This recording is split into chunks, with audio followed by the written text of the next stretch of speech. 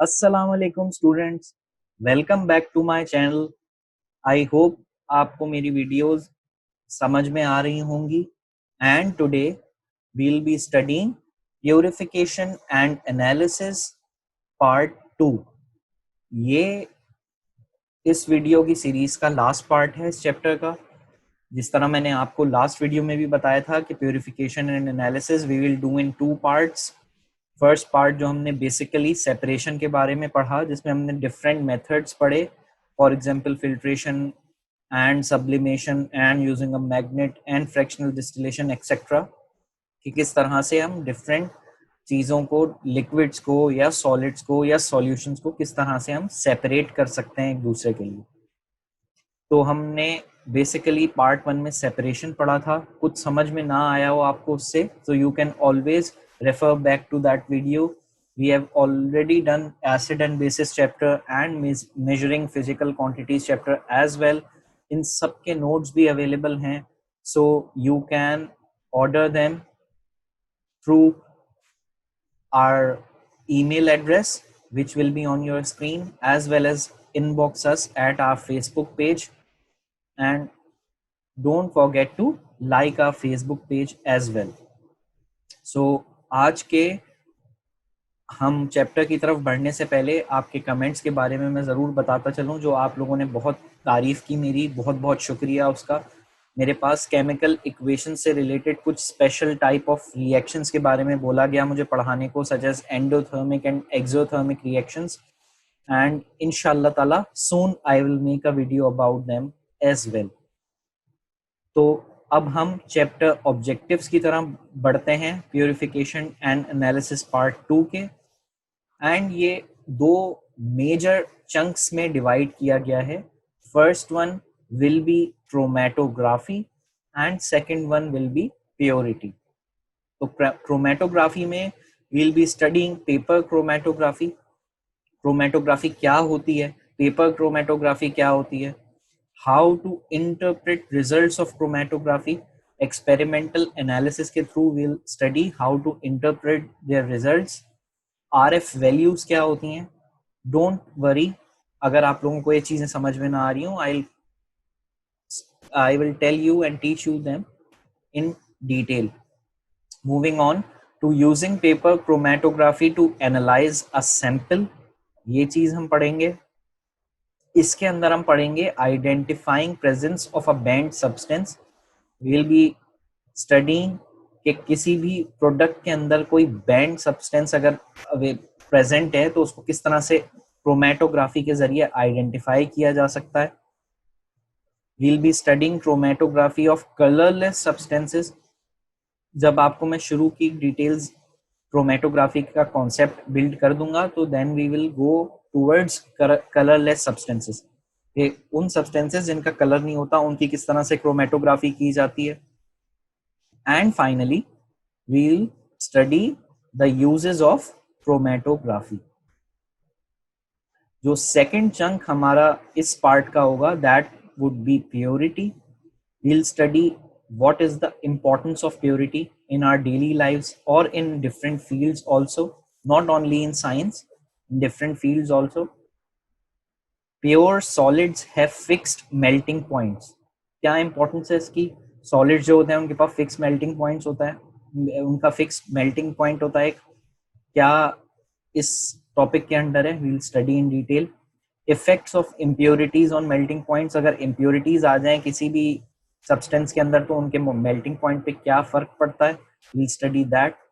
Pure liquids have a fixed boiling point. जो liquids होते हैं प्योर, उनका फिक्स बॉइलिंग पॉइंट होता है, और उनके अंदर कोई इम्प्योरिटीज आ जाएं तो बॉइलिंग पॉइंट पे क्या इफेक्ट पड़ता है। तो this are all the topics we'll cover in this part, that is the part 2 of purification and analysis. तो चलिए शुरू करते हैं।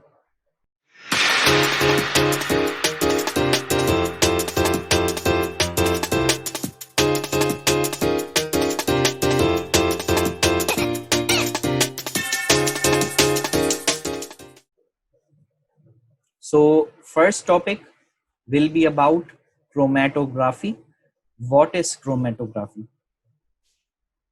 It is a method to separate two or more components dissolved in same solvent. किसी एक solvent में दो और more component dissolved हैं. For example, हम इस तरह से इसको समझ रहे हैं कि एक solvent के दो ingredients हैं.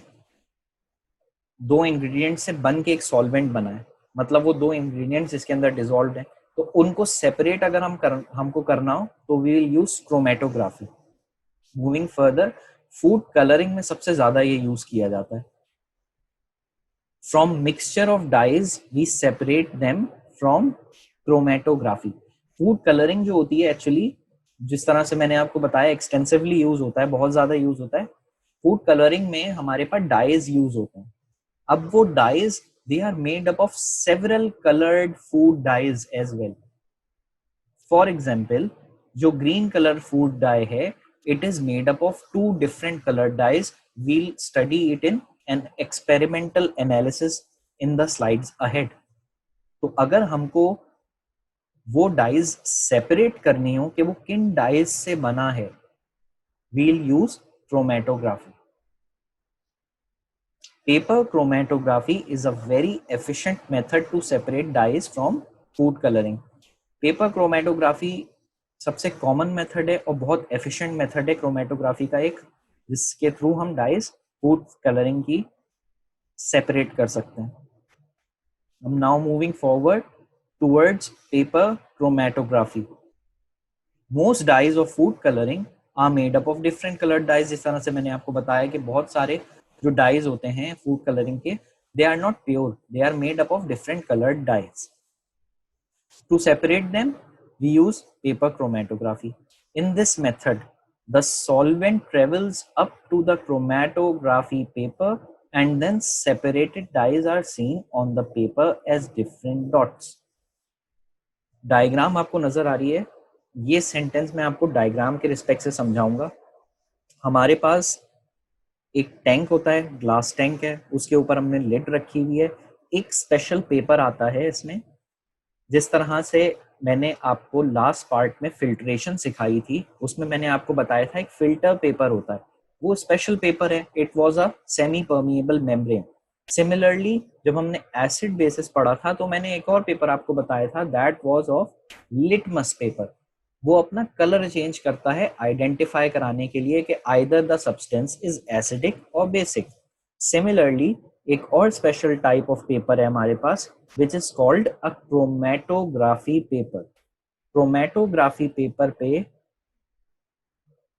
के थ्रू हमारे पास जो फूड कलर का फॉर एग्जांपल डाई है, अगर वो डिफरेंट कलर्ड ऑफ डाइज से बना है तो we can easily obtain those dyes as well. किस तरह से कि ग्लास टैंक के अंदर हमने क्रोमेटोग्राफी का पेपर रखा और नीचे एक पेंसिल की लाइन आपको नजर आ रही है. For example we have marked a line at a certain distance which I will tell you, and we have put a dot of green food coloring. This is our example.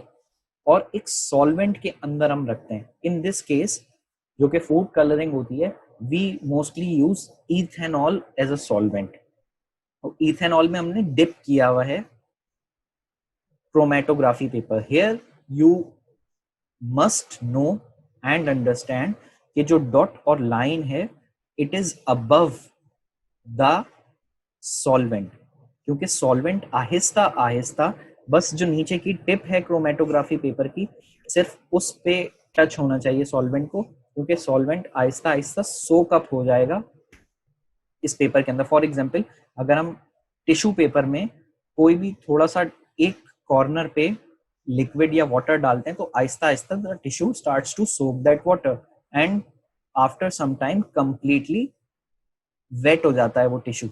इसी तरह से chromatography paper का भी यही खासियत है कि हम उसके टिप पे हमने सॉल्वेंट को टच कराया और वो उसी कंडीशन में, जिस तरह से एपरेटस ये बना हुआ है, इसी कंडीशन में रहेगा और आहिस्ता आहिस्ता the solvent will travel up and the dyes will be separated. किस तरह, we'll see in the next slide.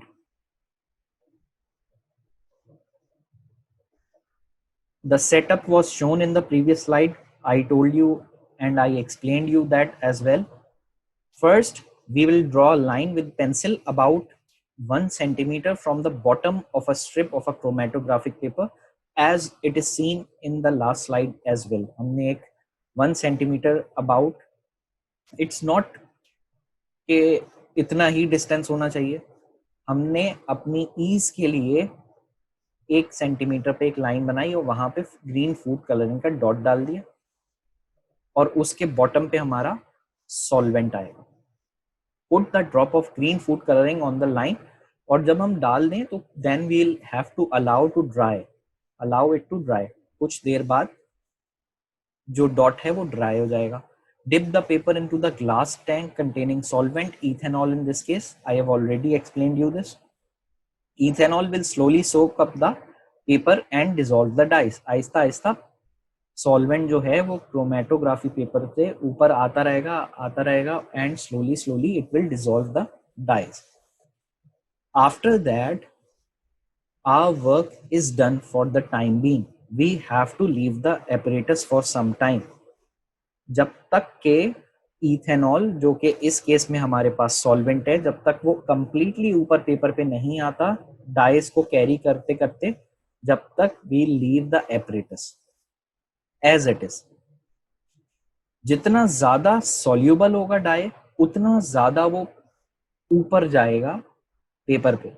जितना कम सॉल्यूबल होगा वो उतना नीचे डॉट छोड़ देगा.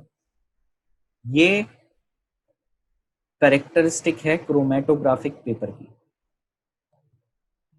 इंटरप्रेटिंग रिजल्ट्स ऑफ क्रोमेटोग्राफी किस तरह से करते हैं. अब आपके पास दो पिक्चर्स आ रही होंगी स्क्रीन पे. फर्स्ट लेफ्ट पे वही पिक्चर है जो ग्रीन फूड कलर की है. I will explain you that also.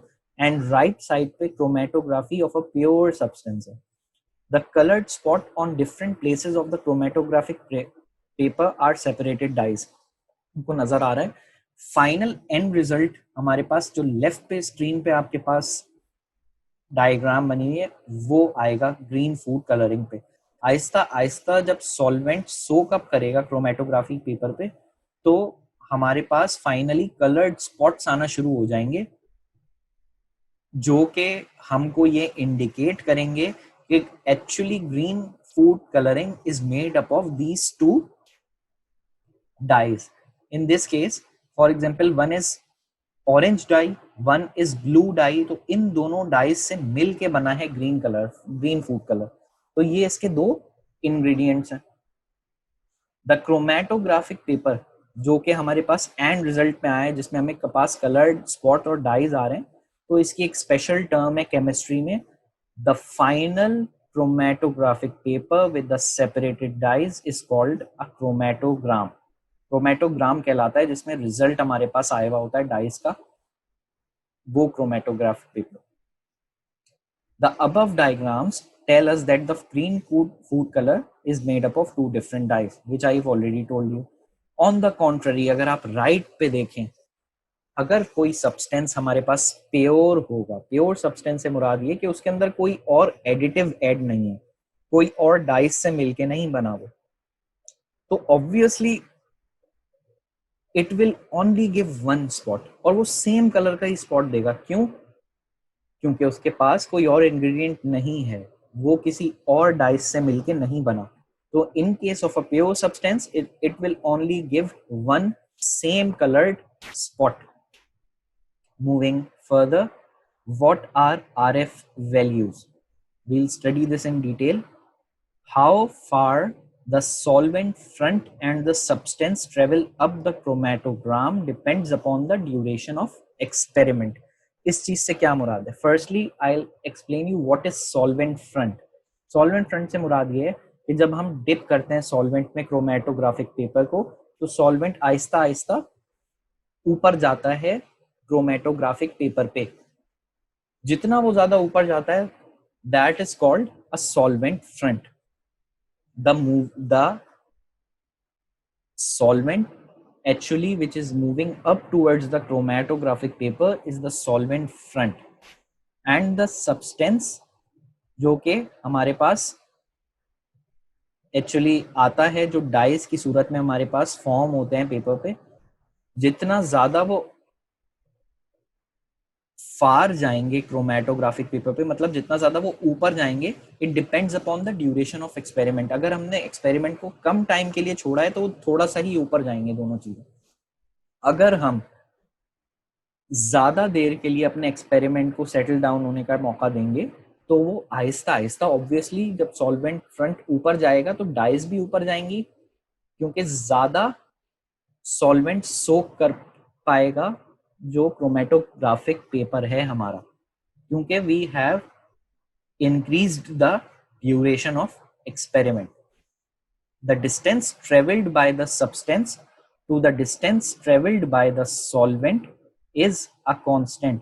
जो substance है जो कि travel कर रहा है, जो डाइज हमारे पास आ रही हैं, अगर इसका हम रेशो लें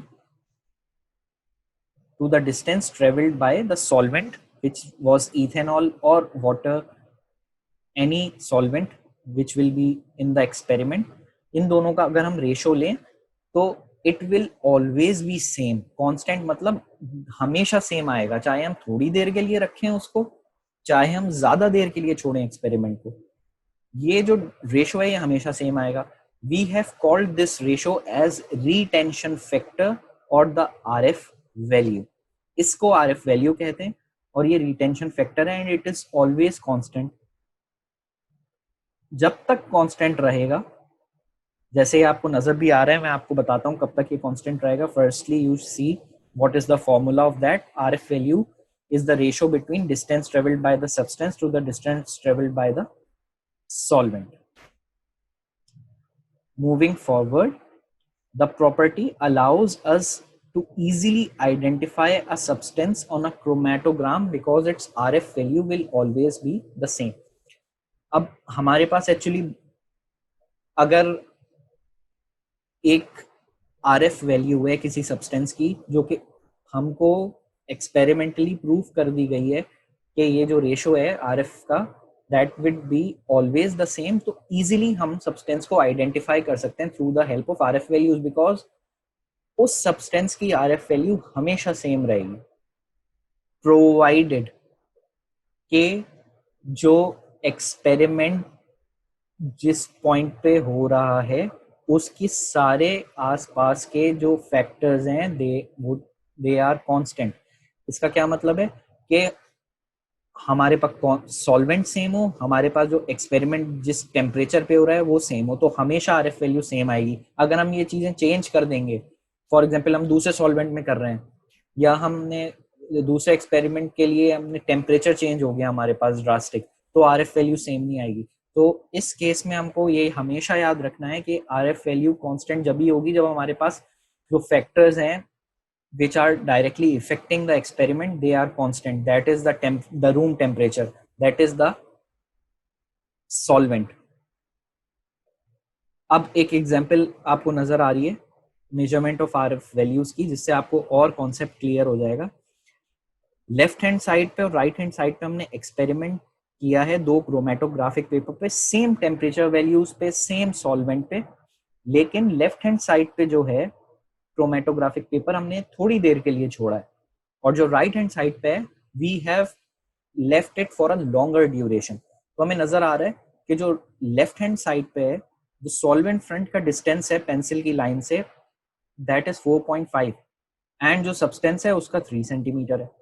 और जो हमने ज्यादा देर तक छोड़ा, ऑब्वियसली जैसे मैंने आपको बताया था, ज्यादा देर तक छोड़ेंगे तो ज्यादा जो है सॉल्वेंट सोक करेगा क्रोमेटोग्राफिक पेपर, तो जो लाइंस हैं वो ज्यादा ऊपर जाएंगी। तो जो हमारे पास राइट हैंड साइड पे जिसमें हमने ज्यादा ड्यूरेशन के लिए छोड़ा है, तो हमारे पास डिस्टेंसेस ग्रेटर है, लेकिन that is the important point, distances greater होने के बावजूद भी दोनों केसेस में अगर हम आरएफ वैल्यू रिटेंशन फैक्टर निकालें तो it is constant.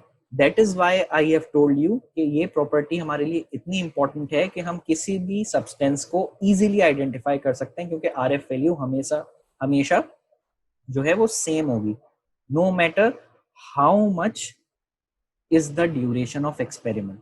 The RF value would always be the same. Moving ahead, using paper chromatography to analyze a sample. क्या चीज है ये? पेपर क्रोमेटोग्राफी फूड सैंपल्स को एनालाइज करने के लिए बहुत ज़्यादा यूज़ की जाती है।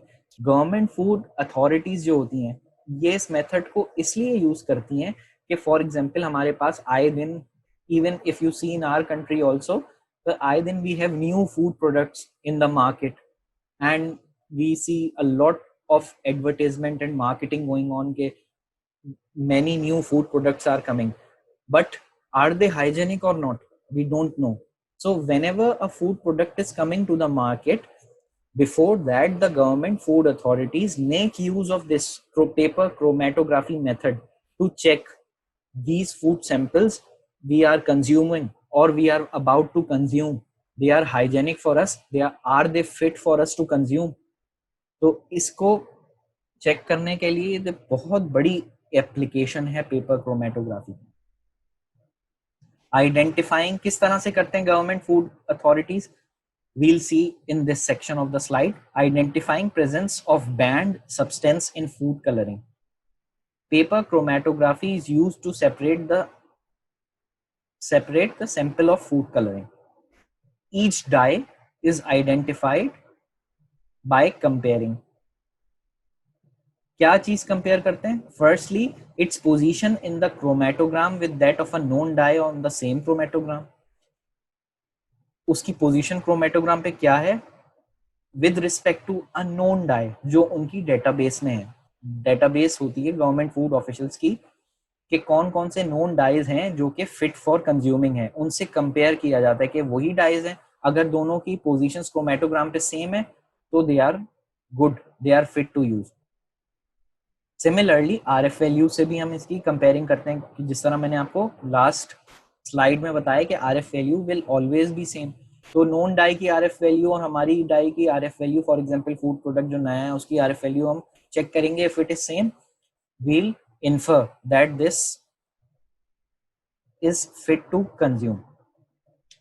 Chemist can check with the database. अगर वो नहीं आए हमारे डेटाबेस में, फॉर एग्जाम्पल जो हमारी डेटाबेस होती है गवर्नमेंट की, it contains a lot of dyes, सारी नोन डाइज से चेक होती हैं by comparing the position in chromatogram and by comparing the RF values. Either they will coincide with those dyes which are fit to use, either these RF values will be of those dyes which are banned substances.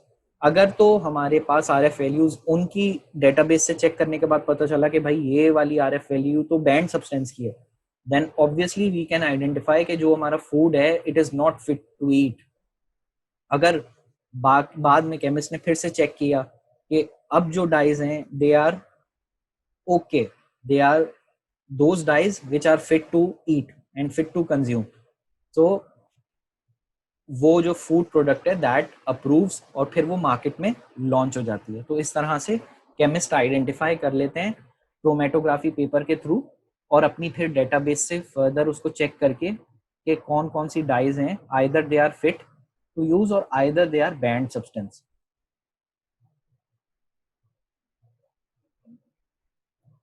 किस तरह से करते हैं? Now I will tell you with the following experiment. A spot of food coloring, for example X, or 4 band dyes A, B, C, D are applied onto a large sheet of chromatogram. आपको ये नजर आ रहा होगा diagram में भी।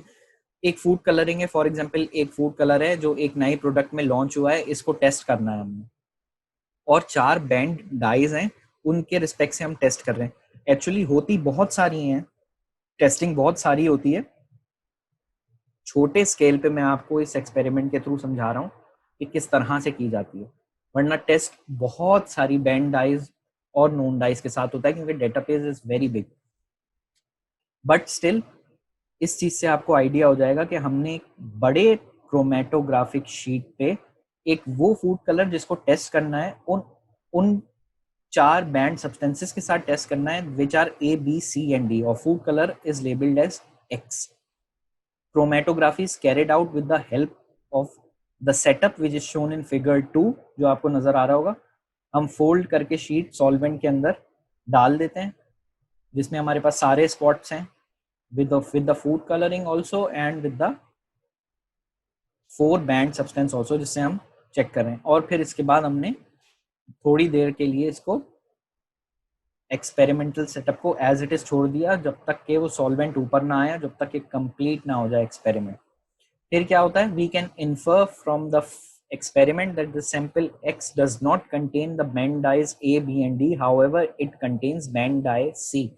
किस तरह से आप इस डायग्राम में देखें, जब firstly concentrate on the food coloring which is X, जब हमने देखा तो हमको पता चला कि X के अंदर actually 3 different coloured of dyes हैं, that is green, orange and red.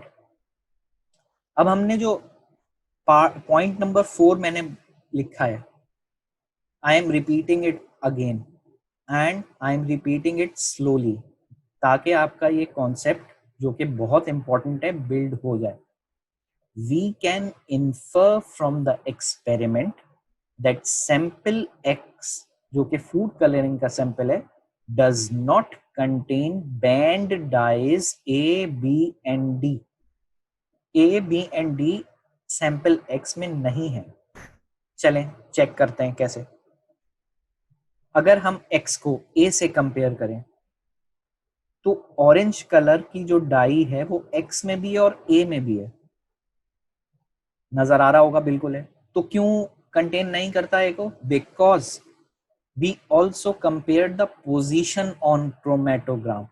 जो पोजिशन ऑरेंज डाई की है with respect to A, it is lower, which means जो A डाई है that is not in food colouring X। तो obviously हमने infer कर लिया कि जो बैंड डाई A है it is not in X। अब हम चलते हैं फूड कलरिंग जो बैंड डाई है B की तरफ। इसमें 2 डाइज से बना है banned dye B, one is blue and one is red. Blue colour जो डाई है वो कंप्लीटली है ही नहीं X के अंदर, विच मीन्स कि बैंड सब्सटेंस B जो है that is also not included in X। Now coming towards D, उसमें भी एक डार्क ब्लू कलर की डाई है which is not in X either. तो हमारे पास वी कैन कंक्लूड कि D भी नहीं है। But now if we compare it to C, C के अंदर ग्रीन भी है, ऑरेंज भी है, X के अंदर भी है एंड सेम पोजीशंस पे, विच मीन्स कि X contain C but does not contain A, B and D। इसका मतलब ये हुआ कि X का जो फूड कलरिंग है we can not use it. क्यों? क्योंकि इसमें 4 में से 3 डाइज तो नहीं है, बैंड डाइज तो नहीं, अच्छी बात है, लेकिन एक बैंड डाई जो banned dye which is not suitable for us to consume, it is inside food coloring X. So in this case we can infer that it is not fit to consume.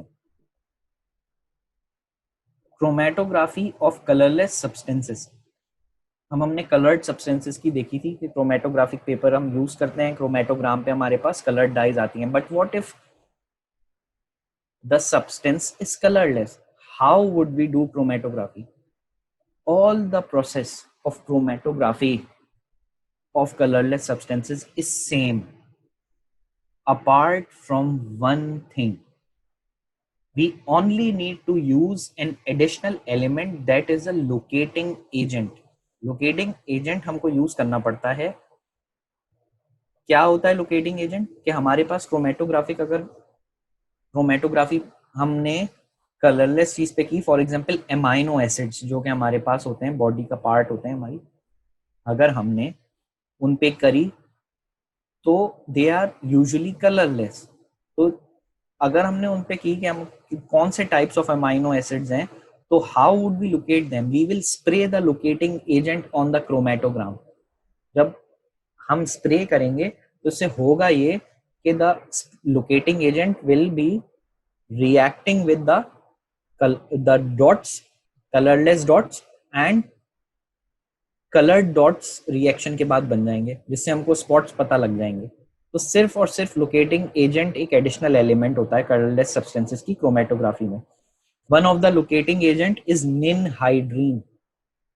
Amino acids की testing के लिए ninhydrin है, उसको spray किया जाता है जो react करता है अमाइनो एसिड्स के साथ, और पर्पल या डीप ब्लू कलर के डॉट्स वो बनाता है after spraying. To separate amino acids we follow the following steps. किस तरह से किया जाता है? Separate mixture of amino acids through chromatography. किस तरह से? सूटेबल सॉल्वेंट हम यूज करेंगे, क्रोमेटोग्राफी पेपर यूज करेंगे, उस पर अमाइनो एसिड्स का ड्रॉप डालेंगे हम। Obviously it will be colourless, but we'll use this. जब सॉल्वेंट कंप्लीटली ऊपर तक पहुंच जाए, we'll dry the paper and we'll stop the experiment. Now the paper will is colourless but the experiment is finished. Spray the locating agent on the paper. जब ये experiment complete हो जाएगा, dry करने के लिए हमने छोड़ दिया, उसके बाद हम लोकेटिंग एजेंट क्रोमेटोग्राम पे स्प्रे करेंगे। लोकेटिंग एजेंट जो है, जिस तरह मैंने आपको पहले बताया, it will react with the each of the amino acids. Coloured spots बन जाएंगे क्रोमेटोग्राम पे। फिर हम आरएफ वैल्यू से इसकी कंपेयर करेंगे एंड वी विल आइडेंटिफाई कि कौन कौन से अमाइनो एसिड्स हैं इस मिक्सचर के अंदर। किस तरह से? वही जिस तरह से हमने बैंड सब्सटेंस को चेक किया था with the help of RF value, we'll also check and identify amino acids with the help of RF value because it is always constant. Moving ahead, the last topic of chromatography is the uses of chromatography. It is used to separate components in a sample. जिस तरह हमने देखा कि dies को food colouring के dies हैं, ink के pigments हैं, या कलरलेस एमाइनो एसिड्स हैं प्रोटीन्स में जो होते हैं हमारे पास, उनके कंपोनेंट्स को, अगर किसी भी सैंपल के कंपोनेंट्स को हमको सेपरेट करना हो, वी यूज क्रोमेटोग्राफी। एक और हमने इसकी एप्लीकेशन पढ़ी गवर्नमेंट फूड अथॉरिटीज के रिस्पेक्ट से, कि कोई भी कंपोनेंट किसी सैंपल के अंदर बैंड है and we have to check it and we have to identify कि कौन से कंपोनेंट्स उस सैंपल के अंदर हैं, such as banned traces of food, we'll use chromatography. Similarly chromatography उन सब्सटेंसेस के लिए भी यूज होती है कि हम आइडेंटिफाई कर सकें कि सब्सटेंस के अंदर पॉइजन तो नहीं है, पेस्टिसाइड्स तो नहीं है, या ड्रग्स तो नहीं है। Obviously they are also included in banned substances. Determining whether a sample is pure, ये भी बहुत इंपॉर्टेंट है। ये भी एप्लीकेशन मैंने आपको उसमें पढ़ाई है कि अगर प्योर सब्सटेंस होता है तो क्रोमेटोग्राफिक पेपर पे सिर्फ एक डॉट आता है, वही डॉट जो सब्सटेंस का अपना होता है। तो अगर हमने किसी सब्सटेंस पे क्रोमेटोग्राफी करी और एक ही डॉट आया, तो वी विल डिटरमिन कि obviously this sample is completely pure sample. तो ये चार हमारे पास यूजेस थे क्रोमेटोग्राफी के। And now we are moving towards purity. What is purity? Absence of impurities और कंटेमिनेंट्स इन अ सब्सटेंस। किसी सब्सटेंस के अंदर बिल्कुल भी कंटेमिनेंट्स ना हो, इम्प्योरिटीज ना हो, the substance is said to be pure. Extent to which the substance is pure, जिस तरह मैंने आपको बताया एब्सेंस ऑफ इम्प्योरिटीज होगी तो सब्सटेंस प्योर कहलाएगा। क्यों जरूरी है हमारे पास प्योरिटी केमिस्ट्री के अंदर? क्योंकि इम्प्योरिटी किसी भी सब्सटेंस के अंदर आने से केमिकल प्रॉपर्टीज उसकी चेंज हो जाती हैं। जो एक्चुअल प्योर सब्सटेंस की केमिकल प्रॉपर्टीज होती हैं, फॉर एग्जांपल उसके सर्टेन रिएक्शंस, उसके मेल्टिंग पॉइंट्स, उसके बॉइलिंग पॉइंट्स, अगर उसके अंदर कोई इम्प्योरिटी ऐड हो जाए तो ऑब्वियसली उसकी ये सारी केमिकल प्रॉपर्टीज चेंज हो जाती हैं। So it is very important to know how pure the substance is. The chances of unexpected byproducts being formed from the impurities also increase.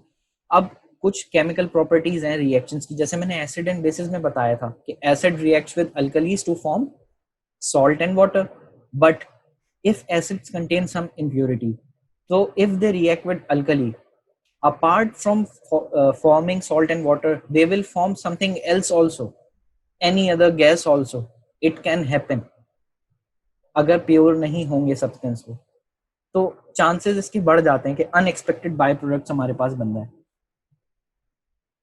Importance of purity हमारे पास different fields में क्या क्या होती है? It helps us identify potential impurities और harmful substances which में present. This ensures the product meet quality standards. Obviously health care और medicine में बहुत इंपॉर्टेंट है। फॉर एग्जांपल ड्रग्स या मेडिसिन भी हैं, जैसे अगर कोई पोटेंशियल हार्मफुल जो इम्प्योरिटीज ऐड हो जाती हैं प्योर सब्सटेंस में, ऐसा नहीं है कि वो हमेशा हमारे लिए फायदेमंद हो. Most of the time they are harmful, they may be poisonous, they may be more harmful. तो इससे क्या होगा कि हमको प्योरिटी से आइडेंटिफाई करने में आसानी हो जाती है कि कौन सी पोटेंशियल इम्प्योरिटीज हैं दैट आर हार्मफुल. तो इसलिए जो फाइनल प्रोडक्ट हमारे पास आती है that would be a qualified product, जो कि क्वालिटी स्टैंडर्ड्स को मीट करती है.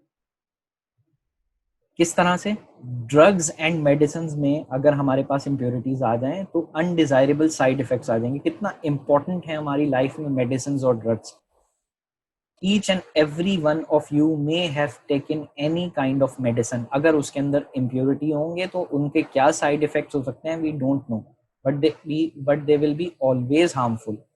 Moreover, कुछ chemicals होते हैं जो कि food preservatives में use होते हैं और dyes use होते हैं food के अंदर. जैसे हमने आप लास्ट स्लाइड्स में क्रोमेटोग्राफी की भी पढ़ा था.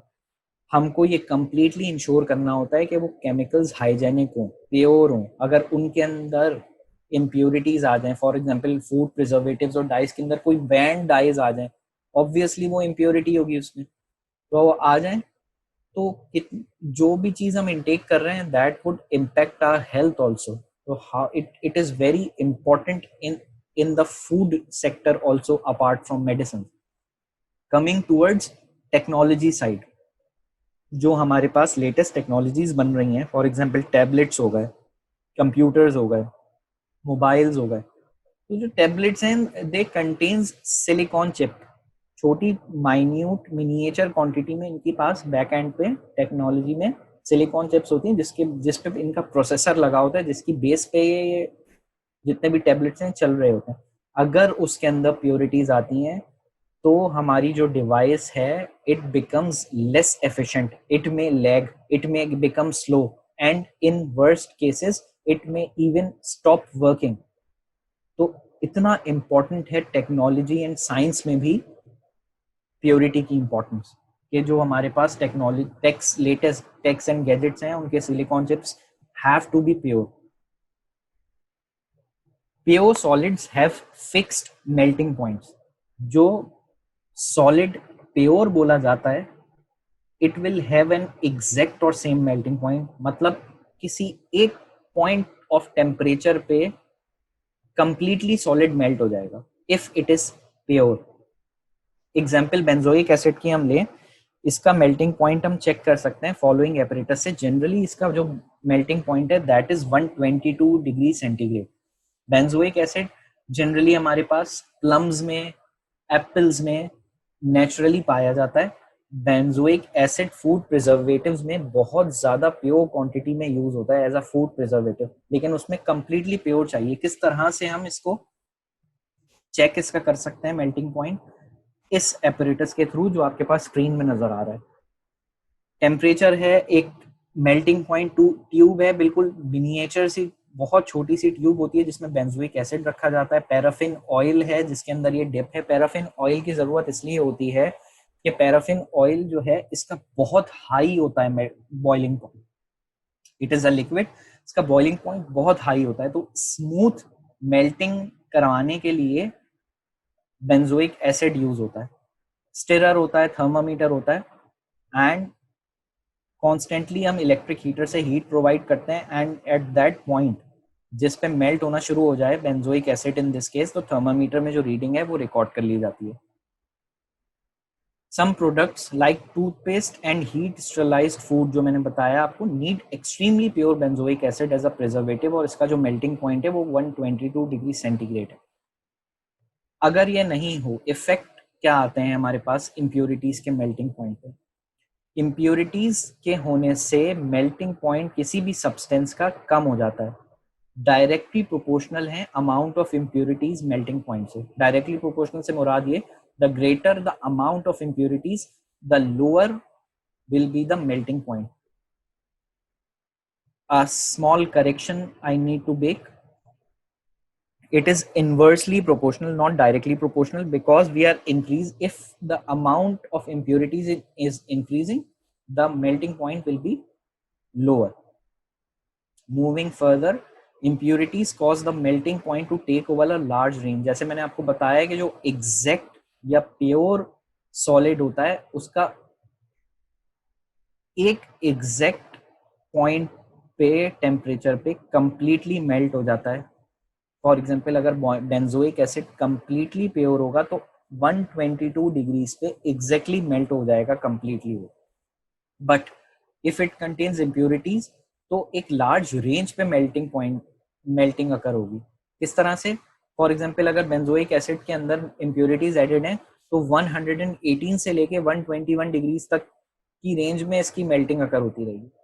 This is not at all good. मैंने स्टार्टिंग में आपको बताया था इम्प्योरिटीज के आने से केमिकल प्रॉपर्टीज ऑल्टर हो जाती हैं. ये केमिकल प्रॉपर्टी है जो ऑल्टर हो जाती है. Moving ahead to see the pure liquids have fixed boiling points. जो लिक्विड्स होते हैं अगर वो प्योर है तो it will have an exact और constant boiling point. The apparatus shown below in order to determine the boiling point of a liquid which is propanone. एक liquid है उसको अगर इस तरीके से भी अगर हमने बॉइलिंग पॉइंट डिटरमिन करना है तो इस apparatus के through we can determine the boiling point. देखा सा आपको लग रहा होगा एक्सपेरिमेंटल सेटअप. ये बिल्कुल उसी तरह से जिस तरह से डिस्टिलेशन का सिंपल डिस्टिलेशन का apparatus है. You can refer back to my explanation of simple distillation. तो उससे आपको समझ में आ जाएगा कि apparatus की वर्किंग क्या है.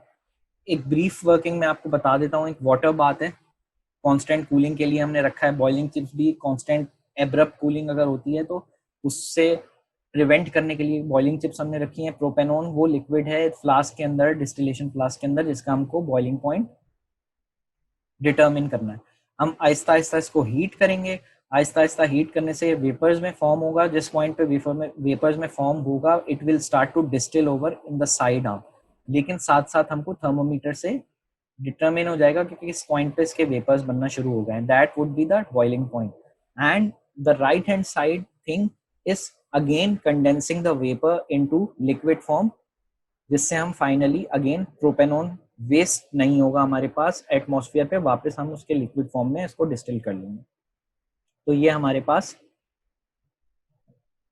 एक सिंपल डिस्टिलेशन का मेथड है जिसके थ्रू हम बॉइलिंग पॉइंट भी डिटरमिन कर सकते हैं.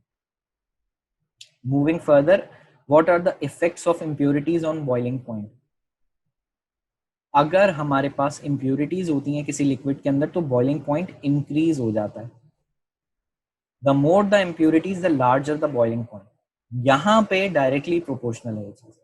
In case of melting point it was inversely proportional. जितनी इम्प्योरिटीज थी उतना कम मेल्टिंग पॉइंट हो रहा था, जितनी ज्यादा इम्प्योरिटीज होंगी उतना ज्यादा बॉइलिंग पॉइंट हो जाएगा. That is directly proportional. Similarly in case of melting same case यहाँ पे भी है कि अगर हमारे पास इम्प्योरिटीज आ जाएंगी तो किसी एक एग्जैक्ट डिग्री पे बॉइलिंग अकर नहीं होगी, एक लार्ज रेंज पे बॉइलिंग अकर होगी. तो स्टूडेंट्स ये हमारा कंप्लीट हो गया है प्यूरिफिकेशन एंड एनालिसिस का चैप्टर. इस चैप्टर में हमने बेसिकली क्रोमेटोग्राफी के बारे में पढ़ा as well as we studied about purity. Detail में हमने पढ़ा इन दोनों चीज़ों के बारे में, किस तरह से डेली लाइफ में यूज़ होती हैं ये, किस तरह से बैंड सब्सटेंस हम देखते हैं, किस तरह से पेपर क्रोमेटोग्राफी होती है, मेल्टिंग एंड बॉइलिंग पॉइंट्स पे क्या इफेक्ट पड़ता है अगर इम्प्योरिटीज़ आ जाएं, हमारी इंपॉर्टेंस क्या होती है प्योरिटी की डेली लाइफ में एंड डिफरेंट फील्ड्स में जैसे कि मेडिसिन में, साइंस एंड टेक्नोलॉजी में एक्सेट्रा. सो आई होप मेरी वीडियो आपको ये समझ में आई होगी and you can always refer back to part 1 also for the complete understanding of purification and analysis. And please subscribe my channel, and if you have any suggestions you can comment me on the video as well. Don't forget to comment, like and share as well. कुछ भी questions हो आपके, I'll be glad to answer them. I'll be waiting for your comments also, and don't forget to subscribe my channel. आपके पास नीचे detail आ रही होगी कि किस तरह से आप इन चैप्टर्स के नोट्स ऑर्डर कर सकते हैं, ऑब्टेन कर सकते हैं bye emailing us and by inboxing us in our Facebook page also. Don't forget to like our Facebook page also. Thank you and Jazakallah.